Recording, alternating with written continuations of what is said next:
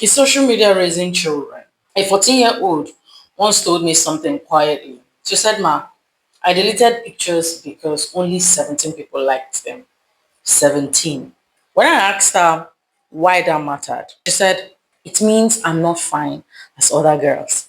Now pause and think about that. At 14, when you were worried about exams, friends, maybe house chores, she's calculating her worth in numbers. She wakes up, checks her phone, checks who viewed her stories, checks who liked her pictures, checks if a particular boy saw it.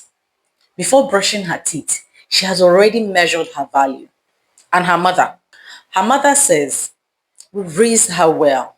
Of course, yes, you did. But the internet is raising her too. The question is no longer, is social media influencing our children? The real question is, how much of their identity are being shaped by it? There is something I call the invisible curriculum. Every generation had teachers, parents, schools, religious leaders, community elders. But today, there is a new teacher, and that teacher never announces itself. It teaches through trends, memes, challenges, comment sessions, influencers. And the lesson sounds like this: you must look like this. You must date by this age. You must be bold. You must be desirable. Nobody sits your child down and says these things directly. But repetition is powerful.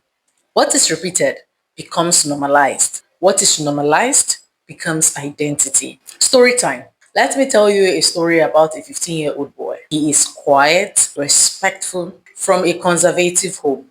But online, he followed pages that constantly joked about masculinity. Women must have experience. If you are 16 and still a virgin, something is wrong with you. Be a man. He laughs at the jokes, but slowly he started believing them.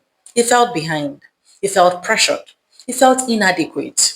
Not because he wanted to be reckless, but because social media told him masculinity equals performance. He never told his dad because in his house, these topics were forbidden. So he learned from strangers. This is how silent shaping happens. Now let's slow down and go into the brain properly. Teenage brain is hypersensitive to social approval, peer rejection, novelty, risk, and reward. Why? Because adolescence is the stage of identity formation.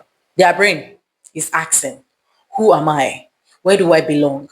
How do others see me? Social media answers those questions instantly, but instantly doesn't mean accurately. The dopamine system in teenagers is more reactive than in adults. That means they feel embarrassed more intensely. They feel attraction more intensely. They feel rejection more intensely. They feel excitement more intensely. Now combine that with filter creating unrealistic beauty, viral couples normalizing intense romance, influencers monetizing sexuality, and you have overstimulation. Overstimulated brain struggles with patience, struggles with contentment, struggles with delayed gratification. And delayed gratification is maturity. Now let's look at this reality check. Global reality check. This is not a Western problem. This is not an African problem. This is a smartphone problem. A 13-year-old in Abuja sees the same content as a 13-year-old in London. Culture used to filter exposure, but now exposure bypasses culture. Parents say, but we didn't grow up like this. Exactly. That is why your parenting must evolve, not your values, but your approach. Let's project forward. If a 13-year-old builds identity around likes, online approval, body comparison, romantic validation, what happens at 18? What happens when relationship becomes real? When rejection is deeper? When real life intimacy requires emotional maturity? If their foundation is validation based, they will chase attention instead of character. And that leads to emotional burnout. anxiety, early heartbreak trauma, risk taking for acceptance. We don't talk about this enough. We focus on behavior, but we should focus on identity formation. Some parents say, my child doesn't post like that, but they scroll, they observe, they absorb. Influence does not require participation, it requires exposure. And exposure is daily. If your child spends 3 hours online daily, that is 21 hours weekly, almost a full day. Who is shaping them during those 21 hours? Instead of fear, let's talk about strategy. Here are 5 parts digital survival blueprint. 1. Normalize conversation about what they see. 2. Teach emotional literacy. Let them be emotionally aware what real relationship means, what real emotion means.